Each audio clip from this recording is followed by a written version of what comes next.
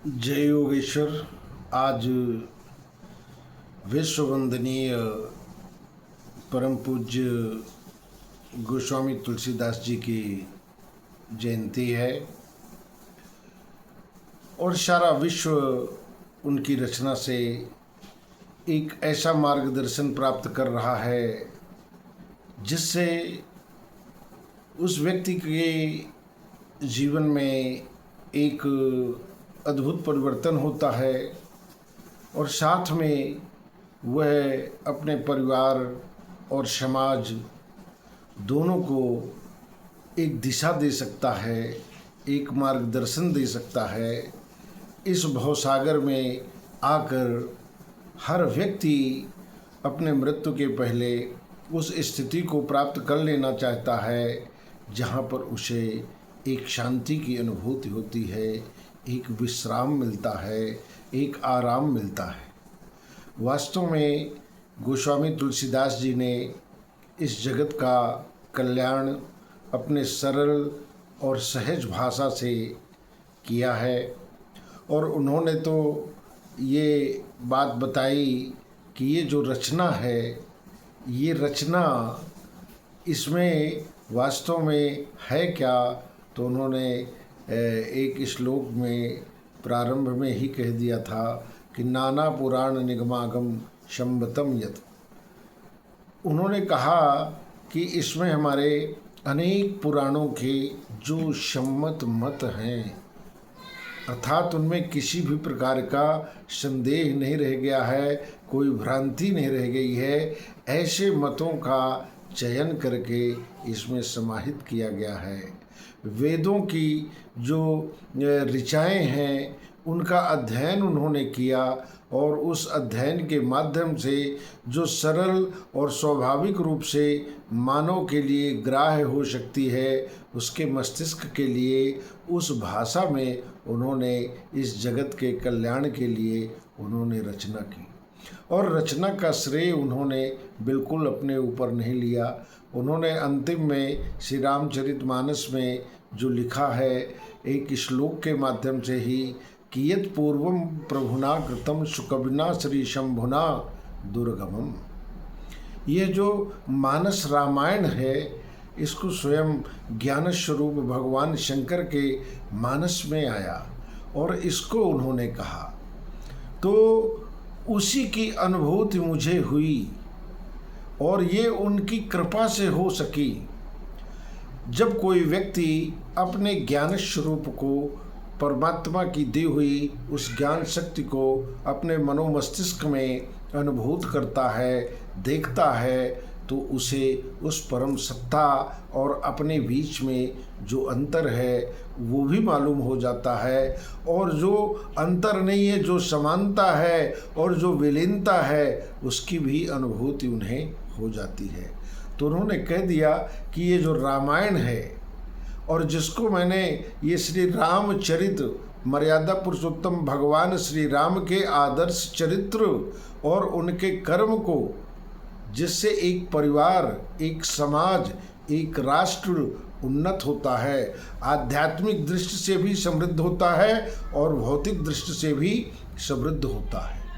और भौतिक व्यवस्था में या संरचना में यदि कोई व्यक्ति अपने दुष्विचारों के द्वारा, दुष्कर्मों के द्वारा यदि किसी को विचलित करता है, किसी को पीड़ा पहुंचाता है, तो उसके लिए वो परम सत्ता, वह परमात्मा स्वयं मानव के रूप में ही आकर के फिर कल्याण का पथ प्रशस्त करते हैं और उसी का अनुकरण पूरा समाज करता है।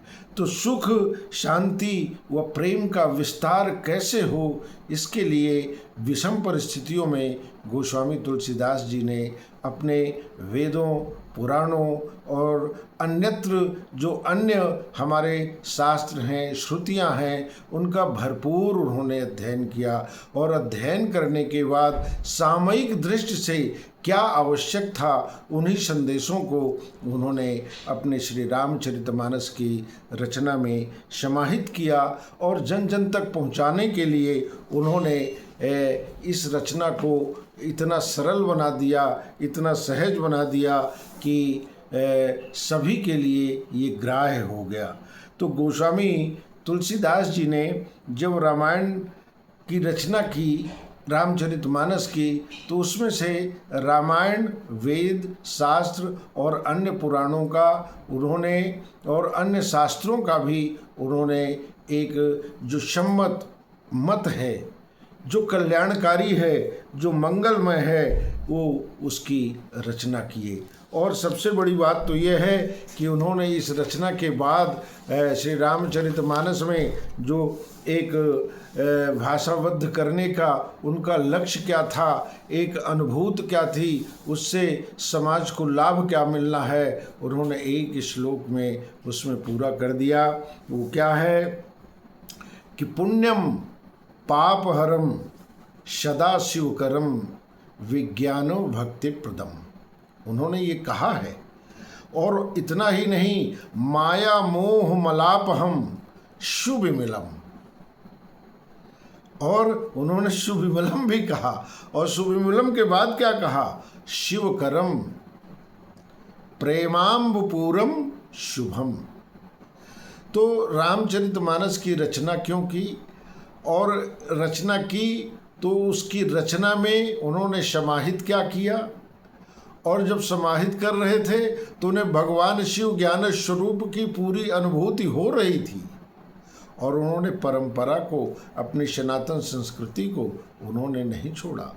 उन्होंने पहले माता सरस्वती और बुद्धि के दाता भगवान गणेश जी की अर्चना की, उनका स्मरण किया, और फिर उन्होंने क्या कहा, भवानी शंकरो वंदे श्रद्धा विश्वास रूपिणो। उन्होंने स्पष्ट किया कि ये जो भगवान शिव हैं, ज्ञान स्वरूप हैं, और जो उनकी शक्ति है, तो शक्ति और शक्ति के साथ वो ज्ञान का यदि स्वरूप हो तो उसका हमेशा ही जो उपयोग होता है, सदुपयोग होता है, वह जगत के कल्याण के लिए ही होता है। तो उन्होंने सबकी वंदना की, और वंदना करने के बाद कल्याण की भावना उनकी कितनी थी। उन्होंने जो अपराधी थे, जो दुष्विचारी थे, जो दुष्कर्मी थे, उनकी भी वंदना कर ली।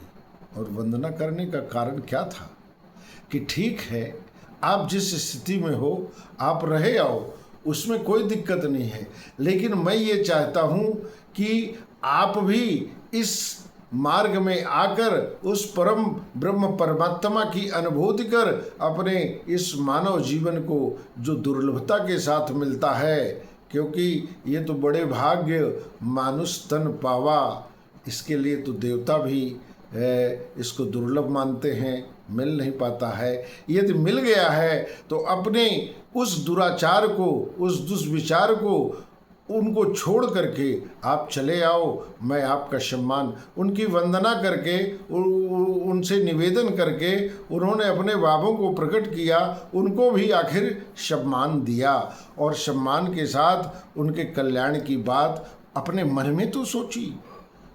और हम लोग क्या है कि अपने मन में विचार ही नहीं करते कि किसी भटके हुए व्यक्ति को एक सही रास्ते में लाना है। तो श्री रामचरितमानस में उन्होंने जो ये रचना की, उसमें 9 लाभ उन्होंने बताया कि इस श्री रामचरितमानस को जो पढ़ेगा उसको 9 प्रकार के लाभ मिल जाएंगे। और ये जो 9 प्रकार के लाभ हैं, संसार में शायद है कि कोई भी व्यक्ति इन लाभों से अपने को अलग करना चाहता हो, वह किसी न किसी तरह से इनको प्राप्त करना चाहता है, चाहे वो सकारात्मक मार्ग हो, चाहे नकारात्मक मार्ग हो, किसी भी मार्ग में चलता हो, चाहे वो प्रवृत्ति का मार्ग हो और चाहे निवृत्ति का मार्ग हो, चाहे वो गृहस्थ जीवन का मार्ग हो और चाहे संन्यास का मार्ग हो, कोई भी मार्ग हो, उसको अंतःकरण से, उसके स्वाभाविक विचारों में ये बात आती है, तो ये 9 प्रकार के लाभ ये सभी को मिलेंगे। उन्होंने ये नहीं स्पष्ट किया कि ये लाभ किसको मिलेंगे, लेकिन उन्होंने ये जरूर कह दिया कि जो मुझे मिला वो श्रद्धा और विश्वास के कारण मिला। तो उन्होंने कहा कि सबसे पहले पुण्यम पाप हरम, यह है रामचरितमानस जो पढ़ेगा वह पुण्य के पथ पर चलेगा, उसे पुण्य की प्राप्ति होगी। और जब पुण्य की प्राप्ति होगी तो निश्चित रूप से उसके पापों का हरण हो जाएगा। और जब पापों का हरण हो जाता है जिसके जीवन में, तो उसके जितने भी कदम चलते हैं वह कल्याणकारी पथ में ही चलते हैं। तो पहला तो यह है कि पुण्य को प्रदान करने वाला, और दूसरा क्या है कि यदि पुण्य मिलेगा तो पापों का हरण हो जाएगा, और तीसरा लाभ क्या हो जाएगा कि वह कल्याणकारी मार्ग पे चलने लगेगा। और साथ में ये भी कहा विज्ञानो भक्ति प्रदम। ये ऐसी भक्ति की चर्चा मैं नहीं कर रहा हूं। मैं किसी अलौकिकता के साथ समाज के लिए कोई ऐसा संदेश नहीं देना चाहता हूं। मैं तो इस संसार को एक विज्ञान अर्थात प्रयोग करने वाला भक्ति भाव प्रदान करने के लिए इसकी रचना भगवान शंकर की कृपा से, उनकी अनुभूति से मैंने की है। और यदि हम इसको प्रायोगिक बनाएंगे तो जो हमारा अंधकार है, जो माया है, जो मोह है, जो हमारे शरीर के अंदर मल हैं, विकार हैं, दुष्विचार हैं, ये दूर हो जाएंगे। ये जो है पांचवा लाभ है। और छठे लाभ में क्या है कि यदि विकार और मल हमारे मनोमस्तिष्क से दूर हो जाते हैं तो हमारा मनोमस्तिष्क एक ऐसी स्थिति को प्राप्त कर लेता है जिसे हम निर्मल कहते हैं। पवित्रता अर्थात उसमें कोई विकार नहीं रह जाता है। और जब कोई विकार नहीं रह जाता है तो फिर सातवां जो लाभ है वह क्या मिल जाता है, ये अपने आप मिलते जाते हैं। ये एक क्रम है। इस क्रम से यदि हम चलते जाएंगे तो होगा क्या कि यदि विकार नहीं है तो फिर हम अपने आप प्रेम करने लगेंगे, फिर हमारा द्वेष किसी व्यक्ति से नहीं रहेगा। और इस रामचरितमानस में ऐसी ऐसी संकेत और विचारधाराएं और घटनाक्रम मिलेंगी कि यह अनंत प्रेम रस को हमारे जीवन में समाहित करने वाला है। इसमें इतना प्रेम है, चाहे आप अपने घर में प्रेम करो, चाहे अपने परिवार से करो, चाहे अपने राष्ट्र से करो, और चाहे विश्व तक करते जाओ।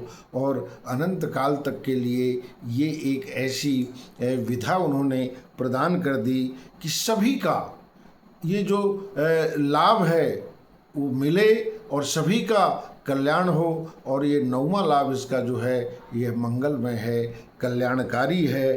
संसार रूपी इस सागर में आकर, इस भव रूपी इस संसार में आकर के यदि हम कहीं विचलित हो रहे हैं, भ्रमित हो रहे हैं, भ्रांति में कहीं फंस गए हैं, तो हम श्री रामचरितमानस का नित्य स्मरण करें तो ये सारे विकार हमारे मन से दूर हो जाएंगे।